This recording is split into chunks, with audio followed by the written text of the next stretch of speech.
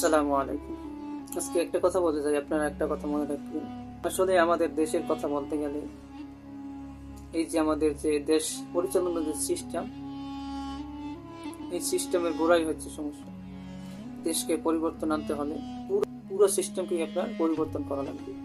বুঝতে পারছেন? শুধু সরকার পরিবর্তন হলেই হবে না। এটা শান্তিপূর্ণ পরিবেশ আনতে গেলে পুরো কাঠামোকেই পরিবর্তন করা লাগবে। তা না হলে এই যে দেখেন, আজকে কত বছর হয়ে গেল, লক্ষ লক্ষ মানুষ দেশের জন্য জীবন দিয়ে যুদ্ধ করল, শহীদ হইল, কিন্তু তার কোনো ফল এবং তাদের আশাও পূরণ হয় না। আপনারা একটা কথা মনে রাখবেন, এই যে বলে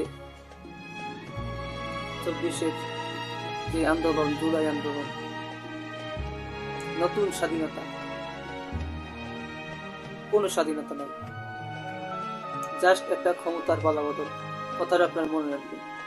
এই ভিডিওটা থাকবে, 2-1 বছর পরেই দেখতে পাবেন। জাস্ট একটা ক্ষমতার বদল, এবং যারা নেতৃত্ব দিয়েছিলেন তাদের মধ্যে থেকে কিছু লোক রাজনীতি দল করছে, রাজনীতিতে প্রবেশ করছে, তাদের মধ্যে থেকে কয়েকজন এমপি হবে।